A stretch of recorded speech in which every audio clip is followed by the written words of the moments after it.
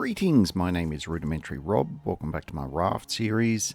Today we have still a few jobs to do here at Tangaroa. As we left off in the previous episode, we still had some duct tape to find. We did find quite a lot of it, but we didn't quite get all of it. So first thing we're going to do, we're going to wrap that up. And that involves us having a few more of these key cards so we can break into the buildings to get some more duct tape. Because, as we all know, duct tape is a solution to anything that's broken. Anyway, there is going to be a lot of cuts and fades in this one because I still had a few buildings to search. As it turns out, though, the bulk of the searching I actually did in the previous episode, and I'd only missed a couple of bits to do with essentially ziplining across to that roof down there, which we're about to do. Now, so that sort of gets us the remaining bits of tape that we're looking for. Now, we end up having a total of 5 duct tape on us, and I think it only took 3 to do that final repair. So I actually overgathered duct tape. So if you're going back and reviewing the locations in this episode and the previous episode where there is duct tape, it's like every other location where there's mission critical stuff. They do tend to oversupply it a little bit just in case just to save you from getting stuck, which is always nice. So same story here with Tangaroa with the duct tape. So don't panic if you feel like you've missed some. So as long as you get the vast majority of it, you should be good. Now, coming across to this roof has been a fantastic idea. Look, there's still bits of scrap and wood and things around, but the main thing I'm looking for is any of the questy type stuff and any of these little, briefcases and things that have really good amounts of resources in them. So, yeah, I don't know if I've got all of the ones in the city as at the end of this episode, but I feel like I've got most of them. And look, most is good enough for me at this stage. Now, there is a few little, tidbits to be had along the way, and we'll point those out. But for the most part, the start of this episode is just me going back and making sure I haven't missed anything. And as it turns out, I've missed a couple of briefcases, but we've got those now. And we are back to the task of locating any of the remaining duct tape that we need in order to make those electrical repairs downstairs.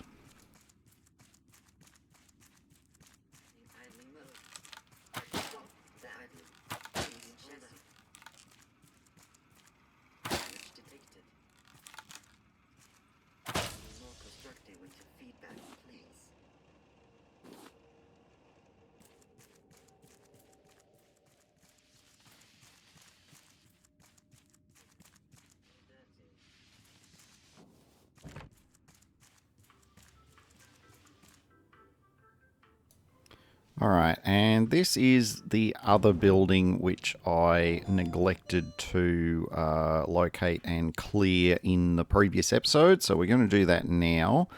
There is actually some tape in this building, and there's a bit there. Like in the previous episode, I'm essentially just chopping any of just walking around finding tokens and things like that.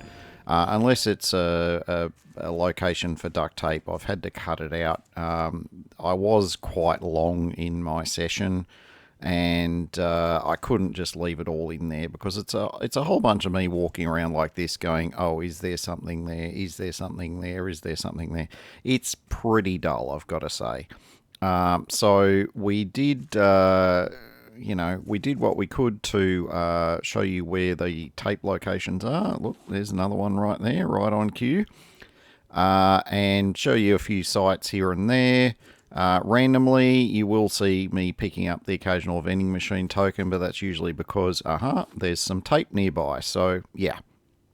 Given the amount of tape in this building and the fact that I think I only had about 2 bits of tape left over, I'm going to say you probably do need to raid all of the buildings in order to ensure that you have enough tape. But if in a given building you miss one or two, as I established before, not really the end of the universe. However, you're still going to want to raid these buildings because there are these taped off rooms that inevitably have these little, safes and briefcases and things in them. So just for those little bonuses alone, it is worth doing your best to clear all of the buildings that you can access from street level. Look, even if you do have to kill off quite a lot of these bots, and you will kill off a lot of these bots. I think as at the end of this episode, I had maybe 5 or 6 spare cards just because I ended up killing that many extra bots above and beyond what I needed to be able to get into the buildings. So, yeah, anyway, it's all good. Now, we're just about done with our explorations at street level. Now, there's something I didn't really record the footage in a way that I could put a little compilation together to show you what you need to know as part of, there's a elevator code that you need. Now, I'll do a bit more about that in a couple of secs here, but we've got our vending machine. So you can buy armor, you can buy food and water, and you can buy, what do we got over here? Oh, decorative plants, not so much, and decorative like painting type things. So I'm not sure exactly how many tokens I've got at this stage. At the end of the episode, I hadn't actually spent any, and I did have a little bit of non-mission related unfinished business. So we may end up just revisiting Tangaroa in the next episode just to tidy up a few loose ends and to have a bit of a think about what we might want to get from that vending machine. So yeah, stay tuned for that one. For the moment, I was pretty confident. This is where I figured out I had 5 duct tape. And I was pretty sure we only had one more location to repair. And given it takes 3 tape, yep, boom, there it is. The electrical floor is off, which means we can now run around and, pick up any of the plants that we missed. Minor spoiler, we didn't miss any. So, yeah. We're just going to have a bit of a quick look around just to make sure there is nothing else there to loot. And now this door is open and we're able to proceed forward. And part of that, we get our electric purifier and a few other odds and ends. Now, the lift code. We're going to get to a... actually, sorry, it's not a lift code. It's a code. We'll go into what it's for in a minute. But it's 4 numbers. And it revolves around buildings and the numbers that go with those buildings. Now, you do get a clue in the form of a note, but it doesn't actually have the numbers on it. It just says, look, if you want this code, this is what you've got to do. Now, you can quite easily jump back in the elevator, go back down to street level and work it out. That's what I've had to do in previous playthroughs. For some reason, I actually still remembered the code, which is kind of creepy and weird, but that's just how my brain is sometimes. Now, there is something else to be aware of. In this lift, only this lift, there is that special button in the top left-hand corner of the lift frame. If you press that button, it takes you down to this level minus 20, so we're quite a long way below Tangaroa here. And there is a bunch of loot in here. I thought there was like more titanium down in this, but maybe they've changed it. Maybe they've nerfed it, but look, there is a bunch of metal, glass, and explosive powder to be had down here, as well as that audio cassette, which we'll get to in the next episode, I feel, because we don't really have a way of listening to it at this stage, but we'll work on that. And yeah, so once we've cleared this room, look, it's completely optional, just like the hidden area in the crane room. There's a lot of bonus loot to be had at Tangaroa, and if you want to spend the time to go and get it, I would thoroughly recommend you do that. But if you skip it, look, it's not the end of the world. It's certainly not going to break your playthrough. It's just some bonus stuff to be had if you want it. Now, going up the lift to the natural progression, we end up here, and yep, there is a rodent of unusual size. And there's a few rooms here, and there is a bit to be looted here as well. So let's get on with the whole dealing with the rodent of unusual size.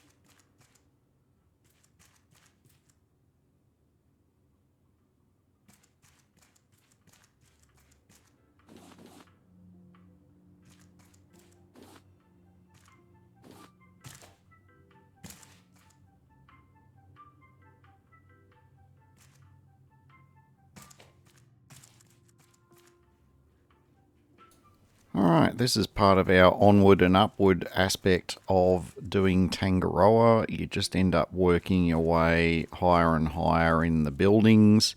There is a bit of, jumping across, zip lining, climbing, rinse, repeat.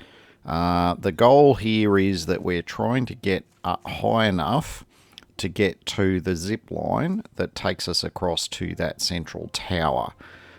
So there's a little bit of extra exploring here. I've left it in because my path was a little bit sort of wiggly woggly there, but not in a way that I could easily chop bits out of it. Except for here, I ended up going back and forth here a couple of times, just making sure I didn't miss anything. Before I realised, there was actually nothing there to miss, so that's all good. We're going to...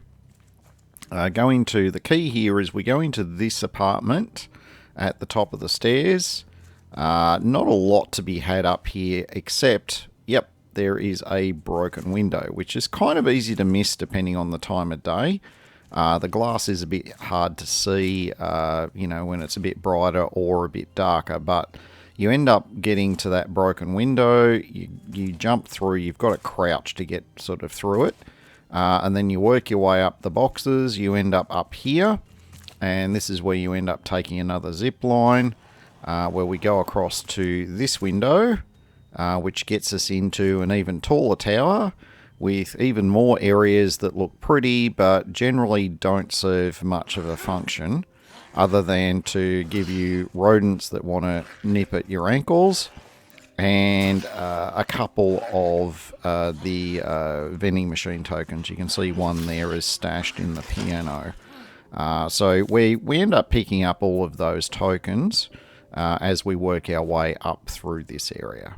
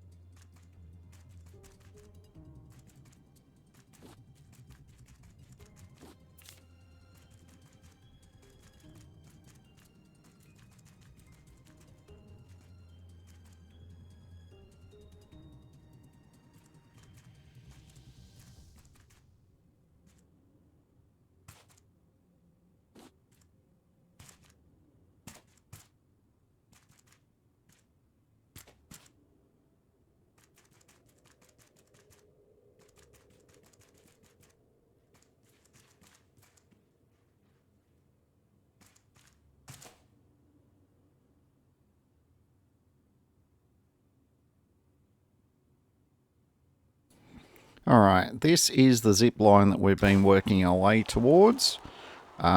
We've just got to ride it over to this central tower, and this is where more of the story starts to really kick off.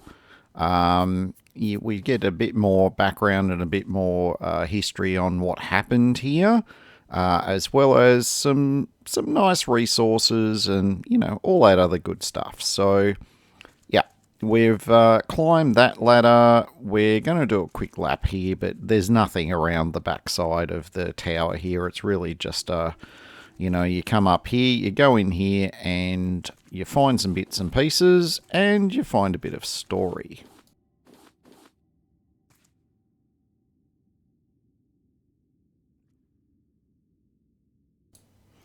And in addition to some story, you also find some stupid. Quite clearly, the elevator is on level 1 already, and I've just pushed level 1, and I'm wondering, why haven't we gone anywhere? And then I go outside and realise, oh yes, whoops, we were already on level 1. Please insert major facepalm emoji. No, sir. They haven't done anything hostile. Yes, they're still just chanting. Yes, sir, I am armed. But if I may speak freely, we are able to use the water cannons if...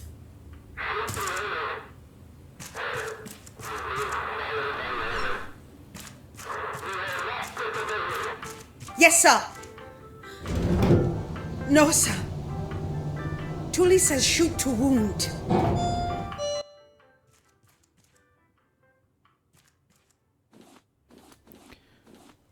Alright, this note right here is the one that you use to clue you in on the launch code for the bridge.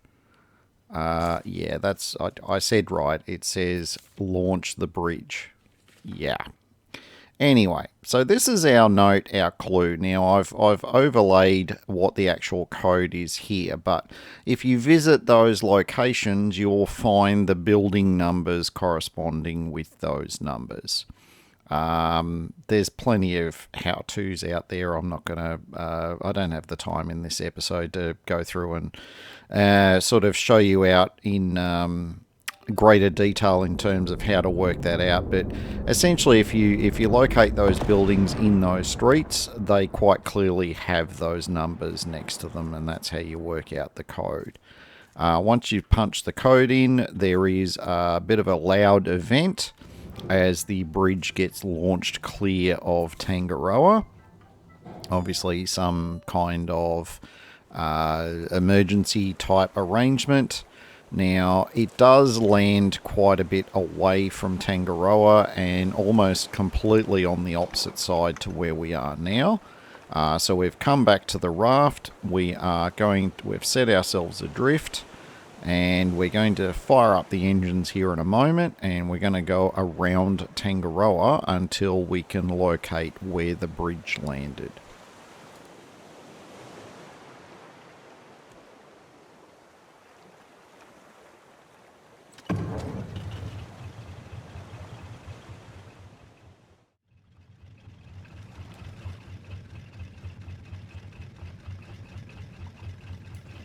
Alright, and as promised, here we are. This is what it looks like when it lands. You can see there we are basically on the opposite side of Tangaroa to where we initially arrived at the loading area. You getting into this thing, it's really only just the one ladder, so you do need to kind of get yourself reasonably close so that you don't have to worry about you know, Bruce deciding that it's lunch hour and you're on the menu again. So we're just parking ourselves up here. We're gonna drop anchor, and look, that's near enough. I think I can cover that distance without Bruce having a nibble. So we're just going to do a quick little resupply here, and then we're going to head up into the bridge.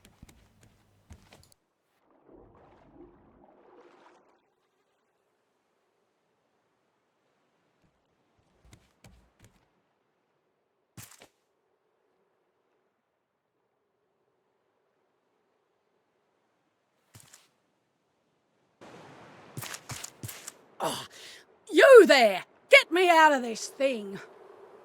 Oh, thanks. Next time I would appreciate a heads up before launching. I tried to leave when the first shots were fired. Tangaroa was doomed from the start. If you get me a ride out of here, I can offer you entrepreneurial consulting. Plus, I did some sailing in my youth, won a few championships. I'll be useful. Wonderful. You can count on me. I think that's going to be a hard no to her offer. It sounds a bit too scary to me. Anyway, we've got a blueprint. We've got the Varuna Point location coordinates now. And let's see what else we can find on the bridge.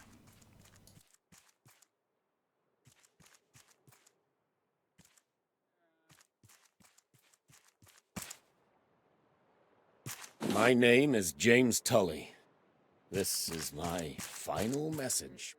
Tangaroa City was built on a purely theoretical basis, using engines that had barely been tested, held together by the sweat and tears of our crew. But we were never sustainable. I should have accepted that months ago. When the rafters arrived, I could have let them starve with us. But I didn't. The only right choice was to abandon Tangaroa to the waves. Now I will stay here, trapped in the cockpit, with 24 idiots who used to run the world. Don't worry. We'll pay for our sins before the end.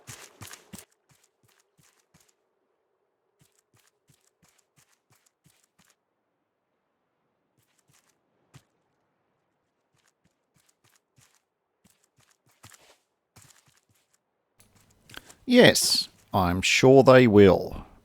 Anyway, that brings us to the end of this section of Tangaroa, and indeed the end of the episode. If you've enjoyed this one, don't forget to give me a thumbs up and to consider subscribing if you're not already subscribed. Until next time, my name is Rudimentary Rob. Thank you very much for watching, and make sure you have yourself an absolutely fantastic day.